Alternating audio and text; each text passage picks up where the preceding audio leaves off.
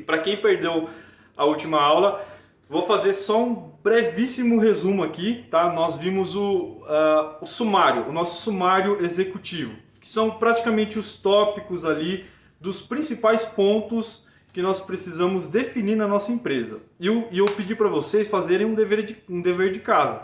Pegar aquelas perguntas que eu mandei no grupo, mandei por e-mail e comentei na aula de ontem, e responder essas perguntas, para depois no final a gente comparar se mudou ou não, o que mudou ou não, e depois a gente vai ver se essa maratona de informações que aparentemente são meio chatas, a gente tem que parar, não é a mão na massa propriamente dita, a gente vai comparar para ver se realmente é necessário, foi necessário ou não a gente ter passado por essa etapa, tá bom? Então, na aula de hoje, a gente vai aprender sobre análise de mercado. O que é a análise de mercado? Bom, o mercado ele é um tema muito abrangente, né? Mas a gente pode dividir o mercado aqui em duas etapas, que é oferta e demanda. Ou seja, aquele que tem o produto ou serviço para vender, para oferecer, e aquele que compra aquele produto e aquele serviço. E a gente vai fazer uma análise disso.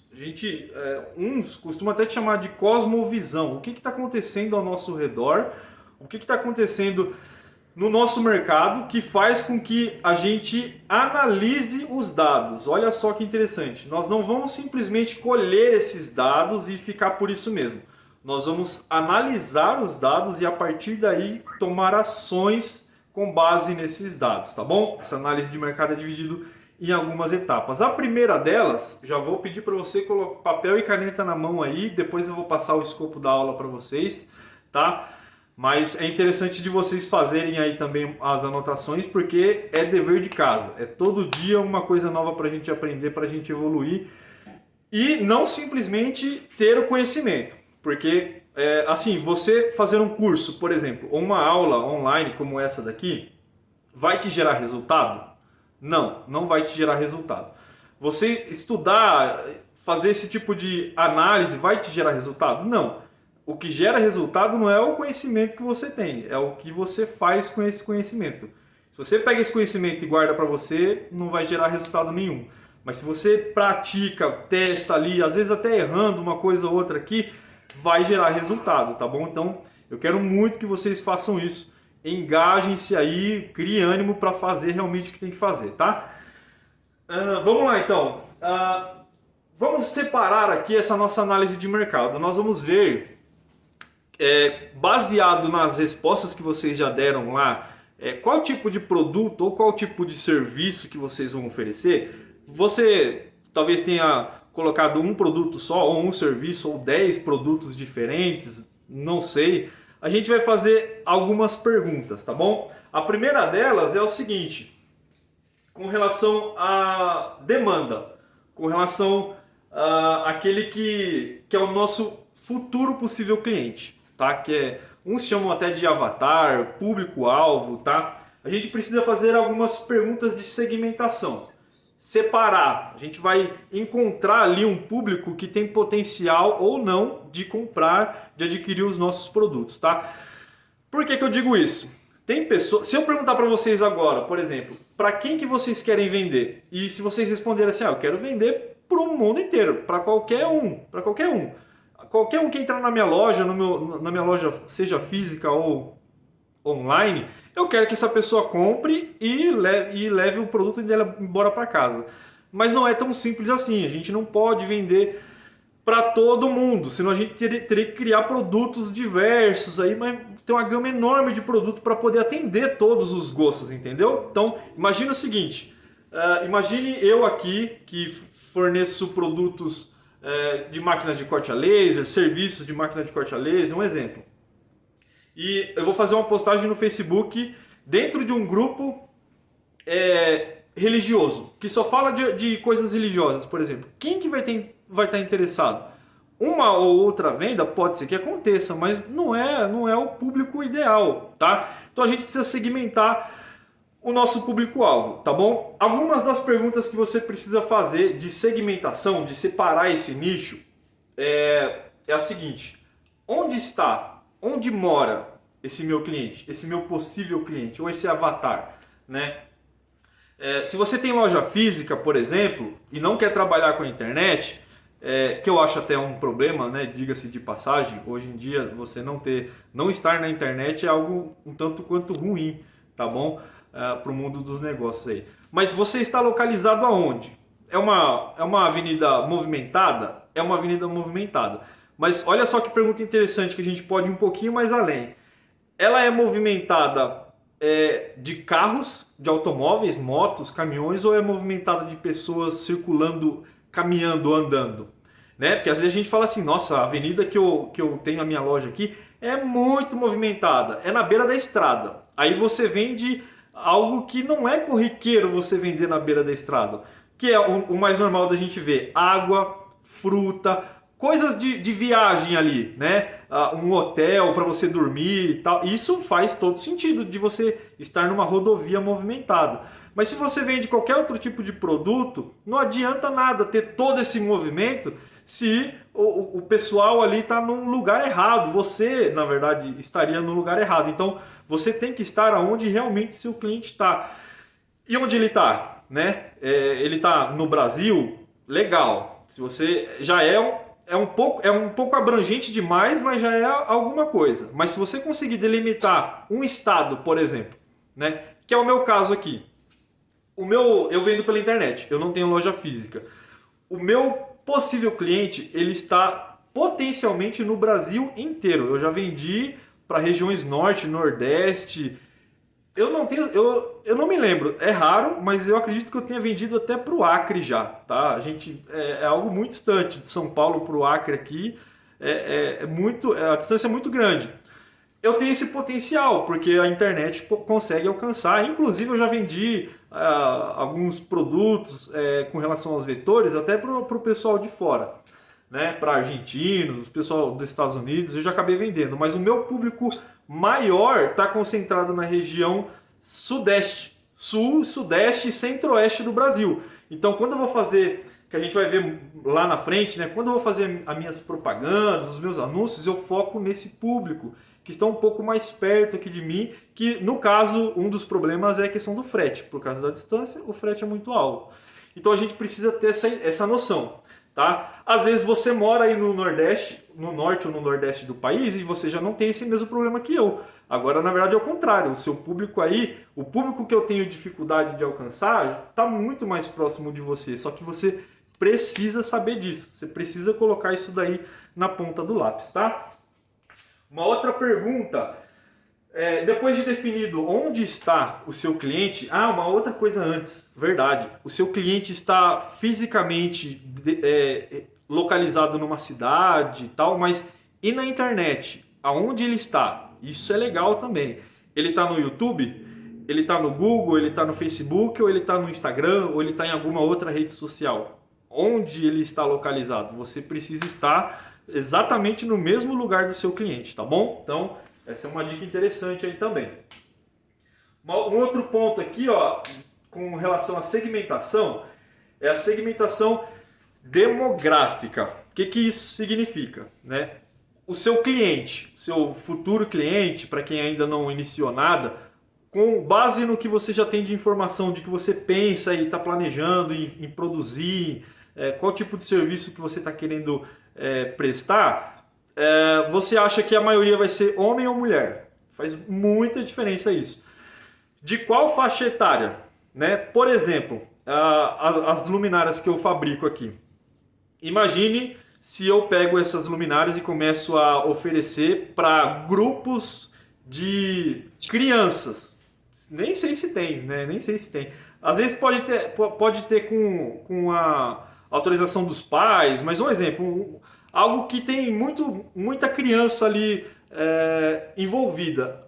Eles podem até ter interesse, mas o poder aquisitivo de comprar não está na mão deles. Então não adianta eu querer alcançar crianças, mesmo fazendo luminárias infantis, por exemplo, né, que eu consigo fazer aqui. Não adianta eu mostrar isso diretamente para a criança. Eu tenho que mostrar para o pai da criança, né? Então, isso são coisas demográficas da gente decidir. Então, é homem ou mulher? Faz diferença sim, né? Qual que é a tendência do sexo para comprar uma coisa ou outra coisa. Um outro exemplo aqui, um outro exemplo nosso aqui, vocês podem até ver. Eu vou passar o dedo aqui rapidinho para dar uma olhada na reunião. Temos poucas pessoas hoje, mas pelo jeito uma mulher, que é a Fernanda, tá sempre com a gente aí, né? Ela é digamos que um ponto fora da curva. Mulher, ela pode querer trabalhar, pode querer não, ela trabalha. Mulheres podem sim trabalhar com máquinas de corte a laser, tal, com oficina. No geral, não é questão de certo ou errado. No geral, elas são minoria. Então a gente precisa ter esse tipo de perfil, porque não adianta, se a gente fizer as coisas simplesmente da nossa cabeça, se a gente fizer simplesmente as coisas que a gente gosta de fazer, não vai vender. Não vai vender, porque nem todo mundo gosta do que você gosta. Você tem que estar ali tendo o máximo de informações possíveis para você ser certeiro no seu serviço ou no seu produto. Sabe por quê? Senão a gente vai cometer um grande erro. Eu digo que é um grande erro. A gente vai cometer o erro de comprar uma máquina de corte a laser, ir na internet, baixar um pacote com 10 mil, 20 mil vetores e a gente vai produzir eles, vai fazer lá amostras e vai sair leiloando. Quem quer comprar? Olha, eu tenho isso, eu tenho aquilo, tal. Mas e aí? Você não sabe exatamente o que o seu cliente quer, o que ele deseja, porque você não fez esse perfil demográfico, tá? Que é saber o sexo, saber a idade, saber a escolaridade, condição financeira. Tem produtos, um exemplo daqui da Hobbies do Ofício também, tá? Para deixar mais claro para vocês aí. Tem produtos, eu acho que eu tenho ele até aqui, ó. Isso aqui não é marketing, tá, pessoal? É para mostrar para vocês aqui, ó. Estão enxergando? É um chaveirinho. Eu acho que aqui fica melhor de ver no contraste da minha camisa, né? É um chaveirinho com o tema de Libras, tá? É o único tema que eu faço de chaveiro. Aqui eu não faço chaveiro. É o único tema que eu faço. É de acrílico, bonitinho, tal. Eu costumo vender isso aqui muito barato, muito barato. Por quê?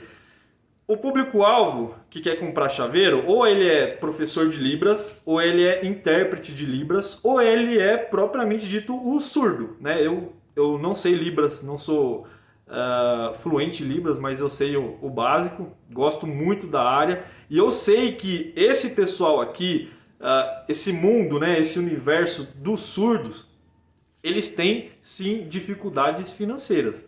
Não adianta eu falar que eu quero cobrar R$5 num chaveiro desses, a pessoa até quer, mas na condição dela de às vezes depender de um parente, depender dos pais, isso não é maioria, tá bom, pessoal? Tô falando no geral, tá? Mas no geral é isso que acontece mesmo, eles acabam dependendo ali de mãe, de pai, para poder complementar a renda, e infelizmente esse público aqui tem a renda mais baixa, e a gente precisa saber. É algo que às vezes é triste, é algo que a gente não deseja, mas a gente está analisando dados que já existem. A gente não está aqui para criar um mundo perfeito, uma utopia. Nós não vamos reinventar a roda. Infelizmente é assim, então a gente tem que acatar isso, mas mesmo assim ter isso como uma oportunidade. Sabe o que eu faço? Eu baixo o preço. Baixando o preço você consegue vender. Você consegue vender no nicho, e ainda mais nesse nicho aqui que é particularmente bem pouco explorado, né? Infelizmente. Não só na área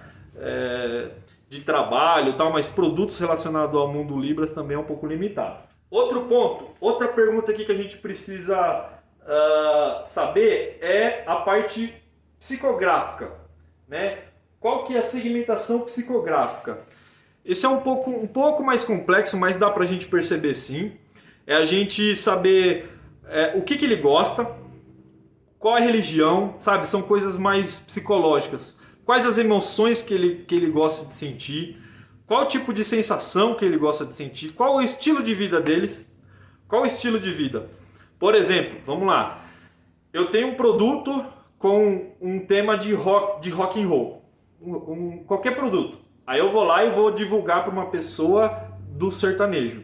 Ela pode comprar? Ela pode comprar. Se ela que tiver interesse de comprar para dar de presente para alguém, ela compra. É o público-alvo ideal inicialmente para você atacar? Não. Talvez é um público secundário, não é esse o principal. E você precisa saber disso, você precisa saber dos gostos dos seus clientes.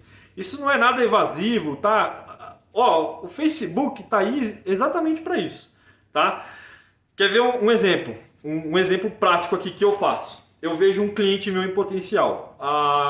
Eu vendo algumas luminárias, eu tenho alguns parceiros já que eles compram de mim para revender as luminárias.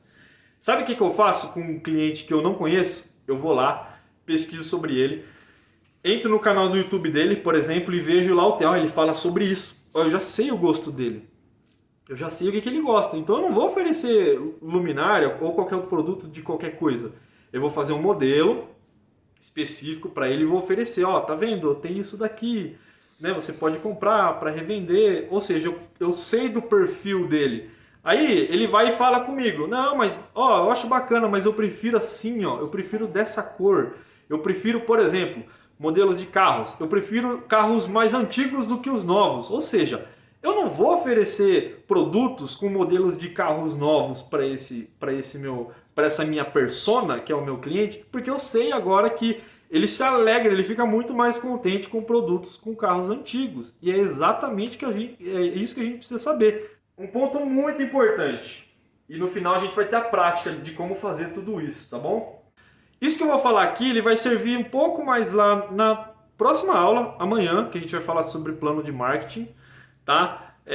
De como vender mais, vender melhor, tá? Mas algo que funciona demais, eu já vou antecipar aqui, porque tem a ver com a questão da persona também, tá? Que é o seu futuro possível cliente. Qual problema ele passa hoje? Qual que é um dos maiores problemas que ele passa?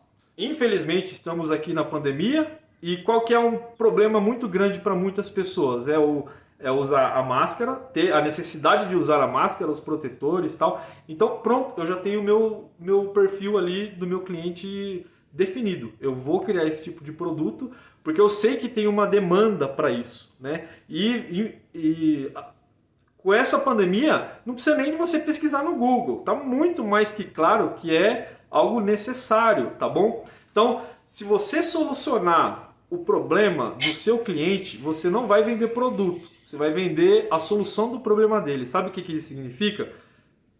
Valor agregado.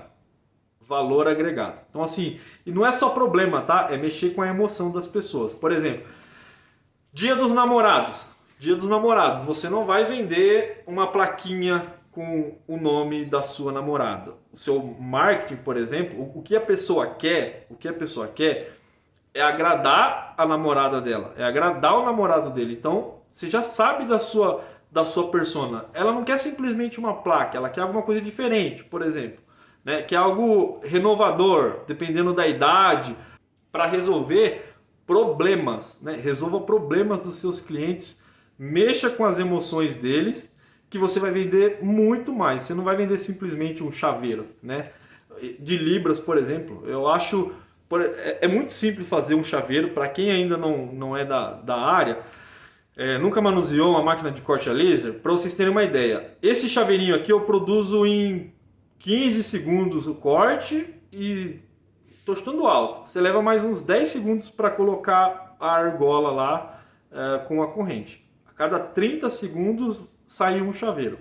Então faz isso em 1 hora, faz isso em 8 horas por dia, faz isso no mês inteiro. A capacidade de produção é muito grande. Quando eu ofereço esses chaveiros para esse público que basicamente não tem muitos produtos específicos da área, mexe com a alegria deles, sabe? Eles se sentem mais importantes. Poxa, olha lá, o fulano está fazendo um negócio que eu gosto, que é da nossa área, isso aqui é pra gente. Tá vendo? Ó, vamos presentear, vamos trazer felicidade também para quem é da nossa área aqui, com os mesmos produtos. Então vamos dar presente para ele. Você fica marcado no mercado dessa forma, tá bom? Atendendo sempre a necessidade do seu cliente, beleza? E agora um outro ponto muito importante mesmo. Falamos aqui um pouco sobre a demanda, tá? E no final a gente vai ver na prática como que nós vamos fazer esse tipo de pesquisa. Mas o mercado também, o que faz parte do mercado também é a oferta.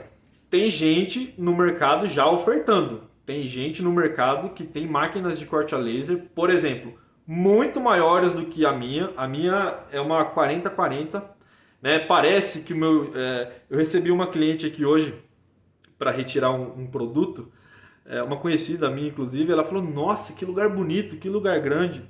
Tem gente que tem um galpão aqui 10 vezes maior do que esse, sabe?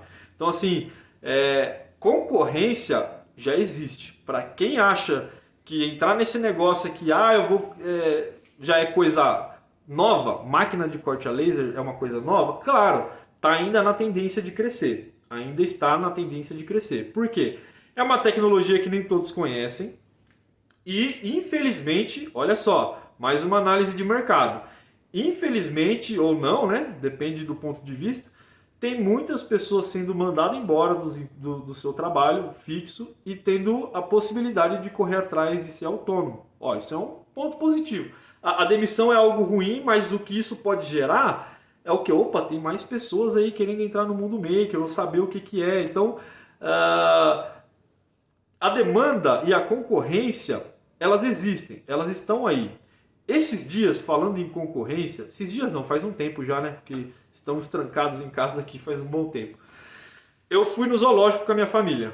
Levei minha filha lá de quase 3 anos no zoológico, minha esposa, fui com alguns outros parentes. Lá foi uma delícia, no zoológico de São Paulo aqui, enorme, recomendo muito de vocês irem lá quando tudo isso passar. Eu cheguei lá do estacionamento, e para quem nunca foi, o estacionamento de lá é do lado do zoológico. Você deixa o carro no estacionamento, atravessa uma rua, pronto, você está já na entrada ali do zoológico. Da saída do estacionamento para a entrada do zoológico, eu achei incrível isso. Não estou chutando alto, tinha umas 15 pessoas só nesse período, nesse percurso, vendendo água e aqueles brinquedinhos para as crianças. Balão, brinquedinho de bichinho, de lembrancinha, tal. Eu falei, meu Deus do céu, como que consegue vender com tanta concorrência desse jeito, né? Aí eu entrei no zoológico. Para quem já foi vai saber também, tem 2 corredores lá. Tem um canteiro no meio e 2 corredores. Antes de você entrar no zoológico, você passa a catraca lá, beleza. Aí, Flávio, beleza, entrei no zoológico, vamos lá. Só que ainda não entrou exatamente, porque você é parado por vários fotógrafos, mas tem um monte lá, um monte. Vamos tirar foto, olha aqui, recordação da sua família, vamos lá tirar foto, junta aqui, tal, e um monte, tudo junto, um do lado do outro. Por que que isso acontece? A concorrência, ela é muito boa, ela existe sim, mas quando tem muita demanda, esse dia que eu fui, eu peguei uma fila enorme para entrar, né? Então, não adianta a gente querer falar assim, eu vou entrar num nicho que não tenha concorrência, porque isso quase não existe, a não ser que você invente alguma coisa realmente nova. Para que a gente precisa olhar para o nosso concorrente? Primeiro, você precisa ser ou melhor ou diferente, tá? Às vezes você é igual. Igual já tá legal, já tá bom, mas para uma empresa que quer se destacar no mercado, o destaque já não é igual, tá? Então, ou você precisa ser melhor ou você precisa ser diferente. Criar produtos diferentes, atender de forma diferente, servir de forma diferente, ter um pós-venda diferente, né? E ser melhor, né? O que o seu concorrente faz, você precisa melhorar, tá bom? E descobrir, assim, quais as fraquezas dos seus clientes, tá bom? Quais as fraquezas dos seus clientes. Por exemplo, a gente, não sei se vocês sabem, numa pesquisa rápida aí na internet, a gente pode ver empresas com uma dificuldade enorme de fornecer máquinas de corte a laser de qualidade. Se você quiser entrar no ramo, você já sabe qual que é a fraqueza de algumas empresas. Olha, a qualidade da máquina deles é muito ruim, todo mundo reclama. O que você tem que fazer? Ser melhor ou ser diferente. Pronto, é isso, mas é pesquisar, é saber mesmo sobre essas empresas, tá? Quais são as dificuldades dessas empresas? Elas vendem bem? Vendem muito? Como que vende? Qual que é o valor agregado dos produtos delas? Você precisa saber também, né? eles lucram ou empurram literalmente a empresa com a barriga, né? Por exemplo, algo que pode confundir muito o pessoal aí é a questão do preço, que hoje, mais do que nunca, está bem concorrido, né? Mas às vezes você vê o seu cliente fazendo uma promoção incrível. Meu Deus, como que ele consegue fazer esse produto nesse preço? Eu conheço pessoas que fazem chaveiro, é fácil de encontrar na internet, chaveiros a 50 centavos. Não sei como ele faz, mas ele vende. Ele tá lá, tá anunciando pelo menos. Eu faço isso? Não. Por quê? Eu desconfio muito. Será que essa pessoa lucra? Lucro. Não estou falando de pagar a conta, estou falando de lucro, de dinheirinho que sobra lá no bolso depois. Será que essa pessoa faz isso vendendo chaveiros a 50 centavos? A produção dela deve ser gigantesca, os custos dele mínimos, uma estrutura perfeita para isso acontecer, que eu desconfio. Eu acho muito difícil disso acontecer, então eu já coloco um pé para trás. Mas preciso saber, eles realmente lucram? Porque isso vai ajudar a gente a definir o nosso preço também. Tá bom? E como são os produtos deles? Como que é o produto do nosso cliente? Às vezes a gente quer criar um produto muito parecido, muito igual, ou exatamente igual no ramo, né? Quer ver algo muito simples de saber como é o produto do seu cliente, do seu concorrente, desculpa? Compre. Compre como se você fosse um cliente. Aí você vai receber na sua casa e vai analisar. Ó, tem um problema aqui. Ó, mas essa parte aqui ficou muito boa. Mas essa parte aqui eu não gostei. O que você vai ter que fazer? Melhora esse ponto. Melhora. Isso é análise de mercado. Melhor. Isso aqui, se o pessoal comprar, eles não vão gostar. Ou então eu já sei, se eu arrumar aqui, eles vão passar a gostar. É isso que a gente tem que fazer. Tá bom? E para resumir, para fechar nossa aula aqui, mais alguns minutinhos, como fazer a nossa análise de mercado? Como que eu vou saber todas essas informações? Como que eu vou juntar todas essas informações aí?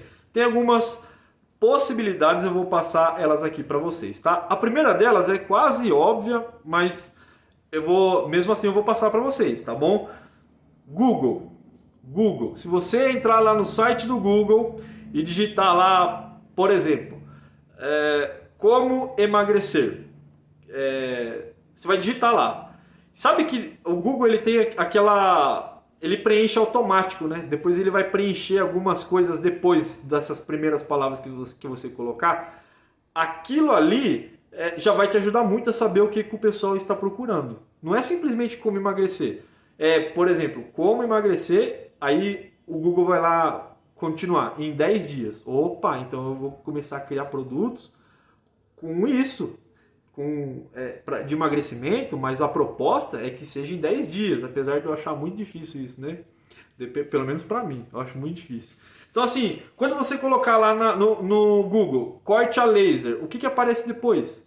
Produtos de corte a laser. Quais os melhores produtos, os mais rentáveis? Vai aparecer uma lista para você lá. Então assim, ó, olha o seu estudo de demanda. Olha o que o pessoal está mais buscando na internet. São aquelas palavras que aparecem no Google.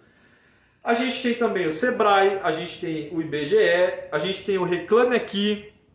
O Reclame Aqui é algo muito fácil, todo mundo conhece, né? E aí, quais são as dificuldades dos seus clientes? Você quer saber? Vai lá no Reclame Aqui, tira uma hora lá e leia todas as reclamações que tem lá.